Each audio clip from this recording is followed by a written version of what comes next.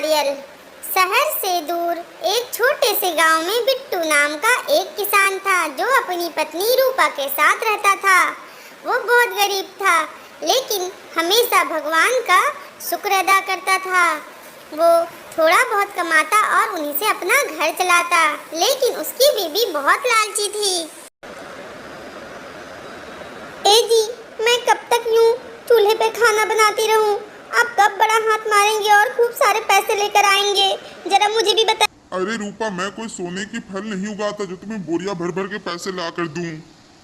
अरे आप कोई नई तरह के फल क्यों नहीं उगाते जो गांव के लोग ज्यादा खरीदे? हाँ, मैं कल ही बाबा जी के पास जाता हूँ। वो बहुत पहुँचे हुए बाबा जी है, वो मेरी मदद जरूर करेंगे, देखना तुम। अरे इस बात से बाबा जी का क्या मतलब? मैं आपको चुड़ैल थोड़ी ना कैद करने के लिए कह रही हूँ जो आप बाबा जी के पास जा रहे हैं। अरे जरा इज्जत से बात करो, बाबा जी बहुत पहुँचे हुए बाबा है। अच्छा, अगर वो इतने ही पहुँचे हुए हैं तो उन्हें कहो जरा कि वो आपको शहर तक पहुँचा दे ताकि आप अच्छे बीज ला सको। ठीक है रूपा, मैं बाबा जी के पास जाता हूँ। फिर बिट्टू घर से निकलकर बाबा जी के पास चला जाता है। अरे बाबा जी, मेरी कोई मदद कीजिए, क्योंकि मेरी बीबी हर वक्त मुझे गरीबी की ताने देती रहती है और मैं कोई भी काम करूं उसे पसंद नहीं आता। मैं क्या करूं बाबा जी, आप ही मेरी मदद कीजिए। अरे बिट्टू बेटा, मैंने अपने जादू टोने से पता लगाया है कि तुम्हें शहर जाना होगा अच्छे बीज लाने के लिए, और जब तुम शहर से बीज लेकर आना तो मुझे बताना तुम्हें उससे फायदा हुआ या नहीं। फिर बिट्टू को बाबा जी कहते हैं कि मैं तुम्हें जो दुकान बता रहा हूँ तुम उसी से बीज खरीदना और तुम्हें देखना जरूर फायदा होगा। फिर बिट्टू बाबा जी के पास से शहर चला जाता है।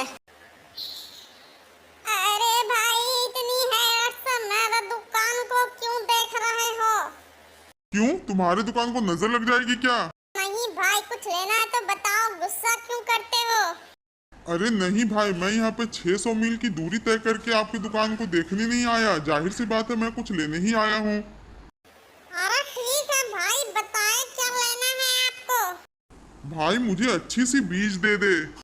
अरे कौन से फल के बीज लेने हैं, नाम तो बताओ ना मुझे। अरे भाई बस बस, मुझे खुद ही नहीं पता कि मुझे कौन से बीज लेने हैं। तो फिर दफा हो जाओ यहाँ से। पता नहीं इतना वक्त क्यों बर्बाद कर दिया मेरा। पता नहीं ये लोग कहाँ कहाँ से आ जाते हैं और टाइम बर्बाद करते हैं। अरे भाई, आप तो गुस्सा हो गए। मुझे वैसे मेरी बीबी ने यहाँ भेजा था, इसीलिए मुझे नहीं पता कि मुझे कौन से बीज लेने हैं। और अगर आप शादीशुदा होते तो मेरा दर्द समझते। अरे भाई, रुलाएगा क्या? ये बीज लगा, ये यहाँ के सबसे अच्छे बीज हैं। बिट्टू अच्छे दामों में दुकानदार से बीज खरीद लेता है और उसे लेकर घर आ जाता है। जब बिट्टू बीज की बोरी खोलता है तब वो देखकर हैरान रह जाता है, क्योंकि उसमें एक बीज सोने का था। अरे वाह, ये तो सोने का बीज लग रहा है और इसे बोने से इसमें से सोने के एक पेड़ भी उगेंगे। वाह वाह। बिट्टू को अपनी किस्मत पर बहुत खुशी होती है और वो सोने का बीज वहीं बोकर घर आ जाता है। और घर में आकर वो सोचता है, अरे मुझे तो उस जगह पर जाकर देखना चाहिए कि वहाँ पे क्या उगा है। और फिर बिट्टू वहाँ चला जाता है जहाँ पर उसने वो बीज को बोया था। वो जब वहाँ पहुँचता है तो देखकर हैरान रह जाता है, क्योंकि वहाँ पर एक नारियल का बड़ा सा पेड़ उग गया था और उस पेड़ में सोने के नारियल लगे थे। वाह, ये तो सोने के नारियल है। मैं जाकर बाबा जी को बताता हूँ, मेरी तो निकल पड़ी। फिर बिट्टू बाबा जी के पास जाता है और बाबा जी से कहता है, अरे बाबा जी, आप बिल्कुल सही कह रहे थे।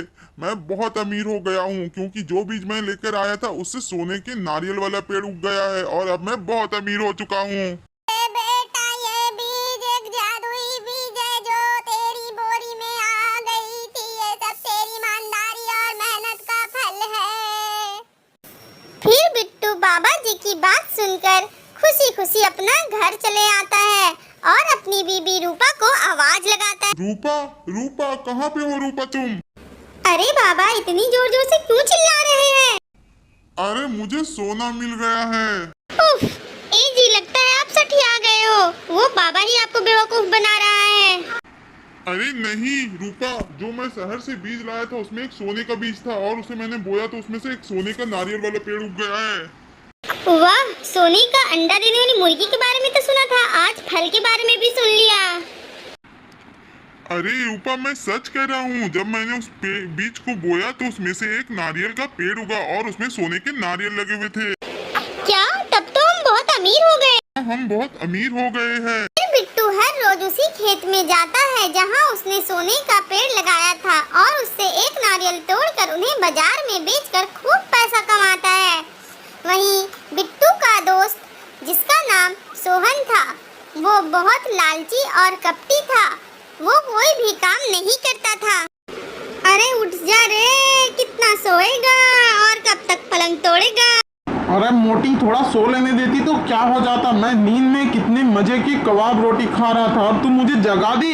अच्छा, जैसे तूने खूब पैसा कमा कमा कर मुझे दिए हैं, जो मैं तुम्हें मुर्गियों की कबाब बनाकर खिलाऊं। ठीक है मोटी, तो मुझे फिर से सोने दे, मैं ख्वाब में ही डिनर कर लूंगा।